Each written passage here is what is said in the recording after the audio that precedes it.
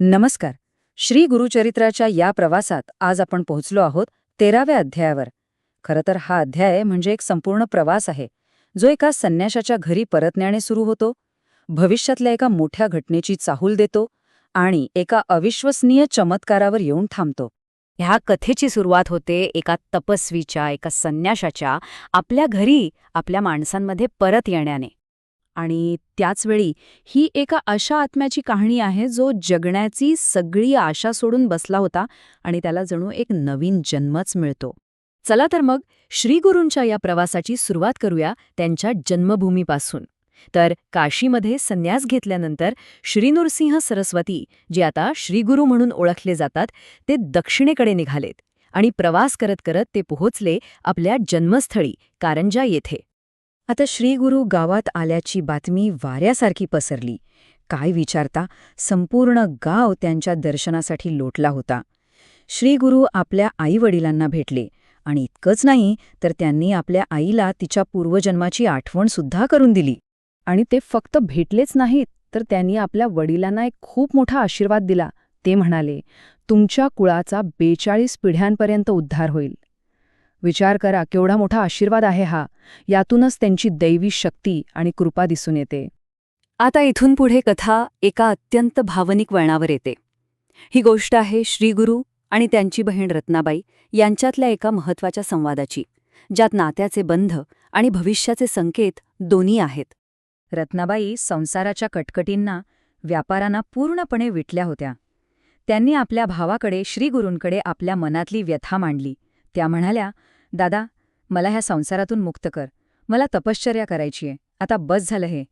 यावर श्रीगुरूंनी तिला जो उपदेश केला तो खरं तर कौटुंबिक जीवनातल्या धर्माचंच महत्त्व सांगतो.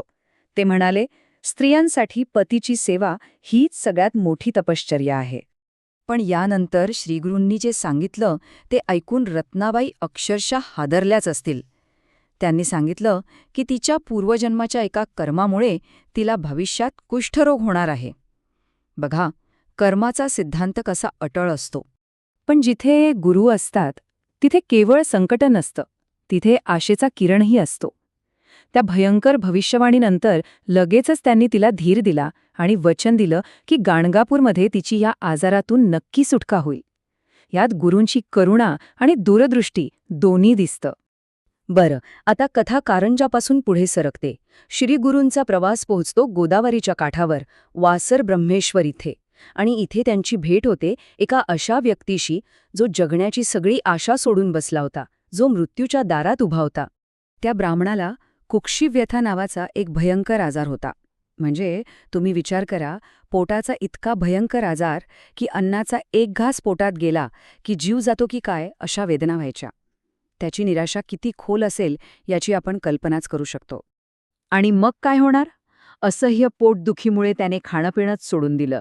आणि शेवटी जेव्हा जगण्याची सगळी उम्मीद संपली तेव्हा त्याने एकच निर्णय घेतला, जीवन संपवण्याचा. तो नदीच्या काठावर आला होता. तो ब्राह्मण पोटाला दगड बांधून नदीत उडी मारणार, सगळं संपवणार आणि नेमकं त्याच क्षणी श्रीगुरूंनी त्याला पाहिलं. गुरूंची ही वेळेवरची करुणाच त्याचा जीव वाचवणारी ठरली. श्रीगुरूंचे शब्द फार साधे होते, पण त्यात एक दैवी शक्ती होती. ते त्याला म्हणाले, घाबरू नकोस, तुझा आजार गेलाय, जा आणि काहीही भीती न बाळगता जेवण कर. ह्या शब्दांनी त्या निराश माणसाच्या आयुष्याला जणू कलाटणीच दिली. आणि इथून पुढे सुरू होतो या अध्यायातला सगळ्यात महत्त्वाचा भाग. ही आहे श्रद्धेची एक कसोटी आणि त्यानंतर घडलेला एक अद्भुत चमत्कार जो साईनदेव नावाच्या एका भक्ताच्या आयुष्यात घडतो. पण श्रीगुरूंनी जे आज्ञा दिली ते ऐकून कुणीही चक्रावून जाईल. त्यांनी आपला भक्त सायनदेवला बोलावलं आणि सांगितलं, या ब्राह्मणाला घरी घेऊन जा आणि त्याला खीर, वडे असं भरपेट पक्वान्न जेवू घाल. आता सांगा, ज्या माणसाला साधा घास पचत नाही त्याला पक्वान्न? सायनदेवच्या मनात विचारांचं काहूर माजलं असेल, नाही का? एकीकडे गुरूंची आज्ञा आणि दुसरीकडे भीती की माझ्यामुळे या ब्राह्मणाचा जीव गेला तर हे ब्रह्महत्येचं पाप माझ्या माथी लागेल. हा होता तर्क आणि श्रद्धा यांच्यातला एक मोठा संघर्ष. पण शेवटी तर्कावर श्रद्धा भारी पडली. सायनदेवने आपल्या मनातली भीती बाजूला सारली आणि गुरूंच्या शब्दांवर पूर्ण विश्वास ठेवला. त्याने त्या ब्राह्मणाला घरी नेलं हीच तर असते खरी परीक्षा. आणि मग तो क्षण आला ज्याची सगळेजण वाट पाहत होते. त्या ब्राह्मणाने भीत भीत पहिला घास उचलला. विचार करा, जे अन्न इतके दिवस त्याच्यासाठी विष बनलं होतं ते खाताना त्याच्या मनात काय घालमेल झाली असेल. आणि चमत्कार घडला.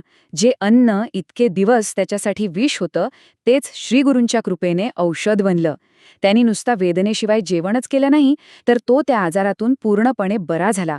अविश्वसनीय. आता ही गोष्ट लपून कशी राहणार? बघता बघता ही बातमी गावभर पसरली. सायनदेव आणि अख्ख्या गावाने श्रीगुरूंची दैवी शक्ती अनुभवली आणि एक कणवाळू तारणहार म्हणून त्यांची कीर्ती सगळीकडे पसरली.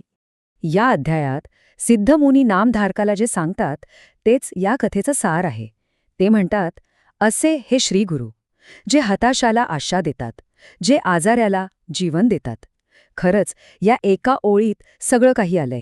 आणि ही संपूर्ण कथा ऐकल्यावर एक प्रश्न नक्कीच मनात येतो की जेव्हा तर्क आणि श्रद्धा यांच्यात संघर्ष होतो तेव्हा आपला खरा विश्वास नेमका कुठे जन्माला येतो? यावर नक्की विचार करा.